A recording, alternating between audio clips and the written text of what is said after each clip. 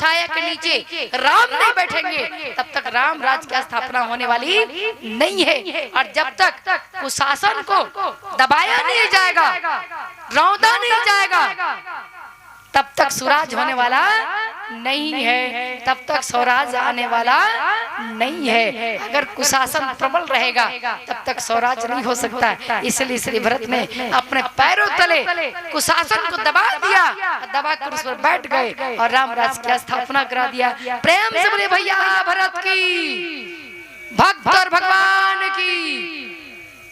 अब भरत जी को स्वराज करने दीजिए, थोड़े आगे बढ़ते हैं। ठाकुर जी ने सोचा चित्रकूट तो भरत ने देख लिया है, कोई न कोई आते जाते रहता है, इसलिए मुझे तो लगता है कि यहाँ से आगे बढ़ना चाहिए। यहाँ से आगे बढ़े, दंडकारण्य में पहुँच गए। दंडक बना पवित्र प्रभु करहु, उग्रताप मुनिवर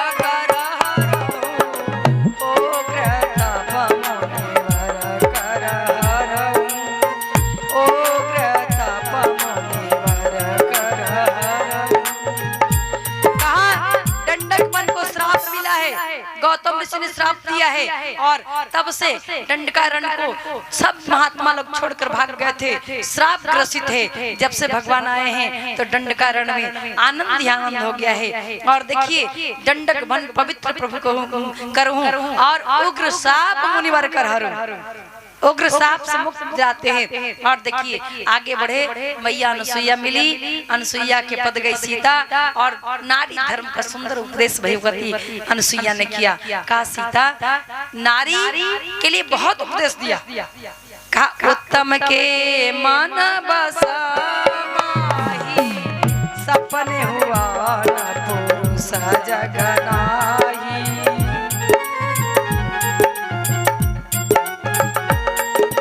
मध्यम पर पति देखई कैसे, पिता पुत्र निज भ्राता जैसे, पिता पुत्र निज। कहा उत्तम पति प्राणा कौन है? सीते तुम्हें बताने की आवश्यकता नहीं, तुम तो स्वतः पति प्राणा हो, लेकिन तुम्हारे माध्यम से नारियों को जन की संसार के कल्याण के हित के लिए मैं नारियों को बताना चाहती हूँ कि अगर उत्तम क्वालिटी की पति प्राणा है तो उसके मन में अपने पति के अलावा कोई दूसरा भी दिखाई नहीं देगा। वो पति को ही भगवान मानेगी, पति को ही सब कुछ मानेगी, अब पति के लिए ही उसका जीवन समर्पित होगा। वो उत्तम प्रकार की पति प्राणा है। अब मध्यम का पर पुरुष को भाई के रूप में, बेटा के रूप में जो देखती है वही मध्यम प्रकार की पति प्राणा है। और निकृष्ट कहा पति के रहते हुए भी पर पुरुष को देख ले वो निकृष्ट हो जाते हैं। मन में गलत भावना है और दिखाने के लिए पति प्रेरणा का ढोंग रची है, वो नारी घोर नरक में पड़ती है। यदि पति अंधा है, क्रोधी है, कोड़ी है, लुल्ला है, गुंगा है, बहरा है, बूढ़ा है, तो भी पति की सेवा करनी चाहिए, उसको छोड़कर भागना नहीं चाहिए। ये हिंदू धर्म की परंपरा है। और निवेदन करूं पत्नी अपना धर्म का सोचे, पति के धर्म को सोचने की उसकी आवश्यकता नहीं है। अपना बना लेगी तो उसका बन जाएगा, अब पति के विषय में सोचेगी तो उसका भी बिगड़ जाएगा, पति का तो बिगड़ा ही। महाराज अपना सोचने की आवश्यकता है। और कहा महाराज एक ही धर्म एक व्रत नेमा, काय वचन मन पति पद प्रेमा, काय वचन मन पति पद प्रेमा। एक ही धर्म है, एक ही व्रत है, एक ही नियम है, अपने पति के चरणों में प्रेम निष्ठा और श्रद्धा होना चाहिए। लेकिन इसका मतलब ये नहीं है कि पति अपने पत्नी को जूती, अपने पाँव का जूता समझे। पति को भी पत्नी का सम्मान करना चाहिए। अगर पति देवता मानती है तो पति को भी देवी मानना चाहिए, पत्नी को देवी मानना चाहिए। अगर पति से पूछकर पत्नी सब काम करती है, तो पति को भी अपनी पत्नी का राय लेना चाहिए, पूछना चाहिए। अगर पति को सुखी रखने का प्रयास पत्नी करती है तो पति को भी अपनी पत्नी को सुखी रखने का प्रयास करना चाहिए, क्योंकि अपने माता को छोड़कर, पिता को छोड़कर, परिवार को छोड़ करके, सब कुछ छोड़ करके आपके घर में आई है, आपके परिवार को अपना बनाई है। यदि आप ना नहीं सके, उसको सम्मान नहीं दिला सके, तो फिर वो पत्नी कहाँ जाएगी? न घर की रह जाएगी, न घाट की रह जाएगी। इसीलिए किसी ने कहा शुरू में पत्नी चंद्रमुखी लगती है, अब बाद में जब समझ में नहीं आता है तो ज्वालामुखी बन जाती है, वही ज्वालामुखी बन जाती है। तब शुरू में तो अच्छी थी, बाद में बिगड़ गई। लोग कहने लगते हैं बाद में बिगड़ गई। अरे महाराज, अपने गिरिबान में भी झांक कर देखिए, आपने उसका सम्मान किया होगा तो आपके घर में स्वर्ग हो जाएगा, और आपने उसका सम्मान नहीं किया,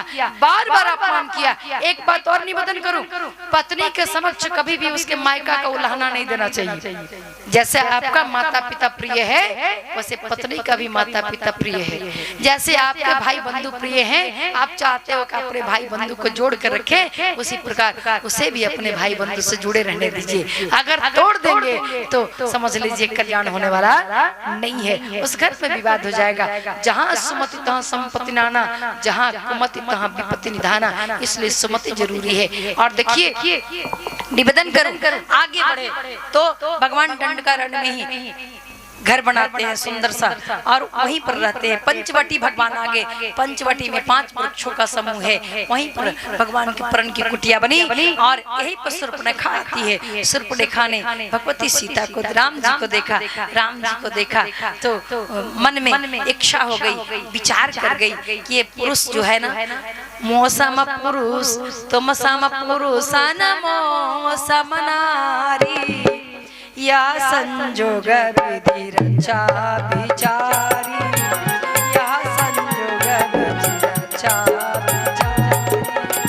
कहा तुम्हारे जैसा पुरुष नहीं, अब मेरी जैसी नारी नहीं, संजोग से विधाता ने आज मिला दिया है। राम जी ने कहा अरे मैं शादीशुदा हूँ, विवाहिता हूँ, हमारे संग एक सुंदर नारी भी है, और हमारा जो भाई है लक्ष्मण, जैसे तुम कुमारी हो वैसे हमारा भाई भी कुमारा है, तुम उससे बात कर लो, अगर वो तुम्हें स्वीकार कर ले तो उससे विवाह कर लो।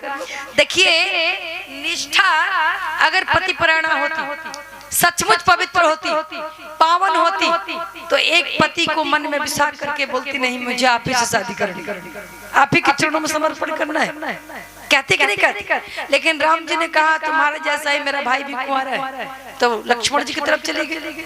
लक्ष्मण जी ने कहा अरे सुंदर सुनो उनकर दासा, सुंदर सुनो मैं उनकर दासा, मैं तो उनका दास हूँ, और तुम यहाँ में हमसे विवाह कर लोगे तो तुमको दासी बनना पड़ जाए, तुमको दासी बनना पड़ जाएगा। तुम चाहती हो क्या कि दासी बने? अरे तुम महारानी बनकर उन्हीं के साथ रह सकती हो, और त्रिभुवन के स्वामी है। फिर वहां से आई राम जी के पास, और राम जी फिर लक्ष्मण के पास भेज दिए। अब क्रोध आ गया, कभी राम लक्ष्मण के पास, कभी लक्ष्मण राम के पास। क्रोध आ गया, विकराल स्वरूप दिखाया, तो नाक काट बिन, नाक काट बिन भाई बेकरारा। लक्ष्मण जी ने नाक कान काट लिया, मतलब नाक कान काट करके उसके मान मर्यादा का हनन कर दिया। कोई कहता नहीं मेरा नाक कटा दोगे क्या, मेरे कान कटा दोगे क्या, तुम तो मेरा नाक कटा दी। ये मर्यादा, ये हानि हो जाती है, ये प्रतिष्ठा की हानि हो गई, मुंह दिखाने लायक नहीं रहेगा, नाक कट गया। कहते कि नहीं कट, नाक मर्यादा का, प्रतिष्ठा का निशानी है। कहा महाराज उसने नाक रख लिया, उसने नाक कटवा दिया। आज नाक कटवाई क्यों? अब थोड़ा विचार कीजिएगा। शूर्पणखा रावण की बहिनी, रावण के बहन है, दुष्ट हृदय दारुण दुख अहिनी, सर्पणी जैसा व्यवहार है, विष भरा हुआ है। विष क्यों भरा हुआ है? क्योंकि उसके भाई रावण ने उसके पति का संहार करा दिया है, पति को मरवा दिया है। अब ये पति पुत्र से वंचित हो गई है, मन में बड़ा दुख है। भाई ने राज छीन लिया, पति पुत्र को मरवा दिया, अब भाई के कुल खानदान के साथ संहार कर दूंगी, पर मैं अकेले तो नहीं कर सकती। राम जी तुम्हारा जैसा पुरुष नहीं, तुमने संकल्प किया है निश्चर ही न करो मही, सुर उठा निश्चर ही न करो मही भुज उठाई प्रण किन्न सकल सकल मुनिन के आश्रम ही जाई जाई सुख दिन जाई जाई सुख दिन सकल मुनिन के आश्रम ही जाई जाई सुख दिन निश्चर ही न करो मही भुज उठाई प्रण किन्न सकल मुनि के आश्रम ही जाए जाए सुख दिन। महाराज आपका भी संकल्प है निशाचरों से विहीन धराधाम को कर दूंगा और मेरा भी संकल्प है कि मैं निशाचरों से विहीन इस धराधाम को करा दूंगी, अपने भाइयों का संहार करा दूंगी। तो तुम्हारे जैसा पुरुष नहीं, मेरे जैसी नारी नहीं, संजोग से विधाता ने मिला दिया है। अब आगे बढ़ करके मैं आगे बढ़कर मैं रावण को ललकारूंगी, अब पीछे से तुम सबका संहार कर देना। शुरुआत मैं करूंगी, संहार तुम करा देना। और देखिए पहले किसको ले आई? खरदूषण खरदूषण खरदूषण को ला करके सबका वध करवा दिया। रावण के पास गई, कहा तुम्हारे रहते हुए धिक्कार है तुम पे, तुम्हारे रहते हुए मेरा नाक कान कट गया, दिन रात शराब पीते हो, सोते रहते हो, हाँ तुम्हें किसी चीज का होश नहीं है, तुम्हें चिंता नहीं है किसी चीज का, दिन रात शराब पीते हो और सोते रहते हो, तुम्हें तनिक ध्यान नहीं, तुम्हारी बहन का ये दुर्दशा हो गया, हाँ तुम्हारे राज्य में तुमको मारने वाला खड़ा हो गया। रावण ने विचार किया, हमारे बंधुओं को मरवा दिया, नाक कान कटवा दिया, कौन है, कौन हो सकता है? तब उसने बताया दो कुमार आए हैं, एक सांवला एक गोरा, उसके साथ में सुंदर एक नारी भी है। सुंदर नारी क्यों कहा? इसलिए कि रावण की कमजोरी सुंदरता है। रावण ने सुना यहाँ सुंदर है, पृथ्वीलोक में यह सुंदर है, तो रावण उठाकर पृथ्वीलोक से ले आया, लंका में रख लिया। सुना स्वर्गलोक में यह सुंदर है, रावण उठाकर लाया, लंका में रख लिया। सुना पाताल लोक में यह सुंदर है, रावण वहां से उठाकर लाया, लंका में रख लिया। सुना त्रिभुवन में यह सुंदर है, रावण उठा करके ले आया, लंका में रख लिया। सुना 14 भुवन में सुंदर है, रावण उठा करके ले आया, लंका में भर लिया।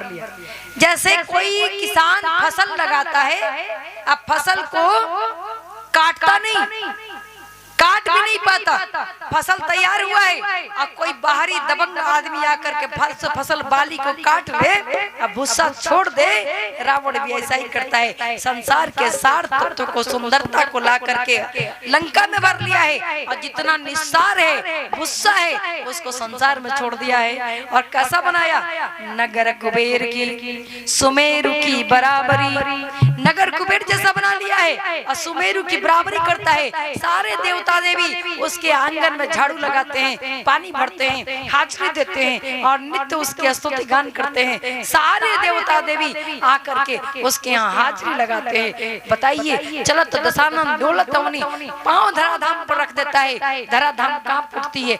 यह रावण ने सुना खरदूषण मारा गया तो विचार करने लगा, खरदूषण मौसम बलवंता, खरदूषण मेरे जैसा बलवान है, मार सके को भगवंता, बिना भगवान को से कौन मार सकता है? लगता है कि भगवान का अवतार हो गया है। अगर अवतार हो गया है तब तो मैं जाकर के बैर करूंगा, तभी कुल समेत हमारा मोक्ष होगा, निर्वाण होगा। और यदि भगवान नहीं होंगे तो सुंदरता तो मेरी कमजोरी है, उठा करके उसकी पत्नी को ले आऊंगा। और आज मारीच को तैयार करके गया है भगवती सीता ने, मृग मारीचिका को देखी है, कहती है सरकार मुझे इसका चर्म चाहिए। और इसके पूर्व भगवान सीता जी को समझा दिए हैं, सीता तुम पावक महा करहु निवास, जेहि लगी करो निशाचर नासा, जेहि लगी करो निशाचर नासा, जेहि लगी करो निशाचर नासा। हे देवी, आप पावक में अग्नि में प्रवेश कर जाइए ताकि निशाचरों से मैं धराधाम को खाली कर सकूं।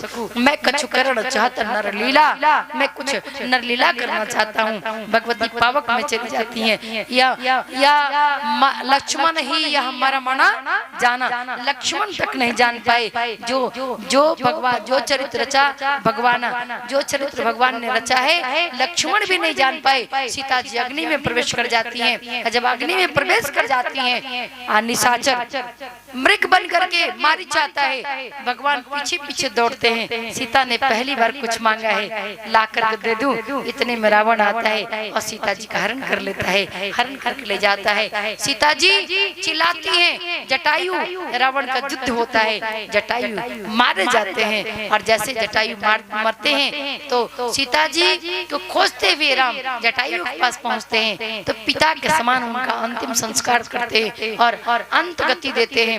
अंत में परम गति के अधिकारी बनाते हैं, आगे बढ़ते हैं। मैया सबरी मिलती हैं, सबरी का आश्रम जाते हैं। भगवती सबरी ने बहुत सम्मान किया है। ये भगवती सबरी कौन है? कहा भगवती सबरी पूर्व जन्म में एक राजा की पत्नी है, एक राजा की पत्नी, और ऐसी पत्नी है जो चाहती है कि सत्संग करे, संतों का साथ करे, भक्ति करे। प्रेम से लक्ष्मण भगवान की। मैया के धमवा देख के ऐसन मनवा मोरे करे हो राम, रही जैती हम माई नगर जैती ना अपना घरे हो लाल, रही जैती हम। रोज विश्वकर्मा जी आवेले, माई के मंदिर सजावेले, रोज विश्वकर्मा जी। देखिए आप लोग सहयोग नहीं करेंगे तो मुझे संगीत की बहुत विशेष जरूरत नहीं है। आप लोग सुन रहे हैं, मैं बिना संगीत की भी कथा बोलती हूँ और संगीत से भी बोलती हूँ। गला भी रुधा हुआ है, कल कथा भी बोलनी है, आज एक जगह और कथा बोलनी है, कल 2 जगह कथा बोलनी है। तो अगर आप लोग नहीं गाएंगे तो मैं नहीं गा पाऊंगी, क्योंकि जो हमारे संगीत वाले थे वो तो है नहीं, और जो नए भैया है वो जितना सामर्थ्यवान है उतना अपना प्रभुता दिखा रहे हैं। तो निवेदन कर रही थी, भगवती सबरी से मिलते हैं और सबरी,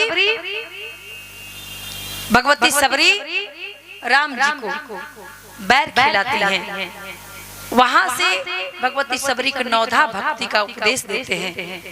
नवधा भक्ति का उपदेश देने के बाद में सबरी बताती है, प्रभु आप पंपापुर जाइए, ऋष्मुख पर्वत पर सुग्रीव से मित्रता कीजिए, वहीं से सीता जी का पता लगाया जाएगा।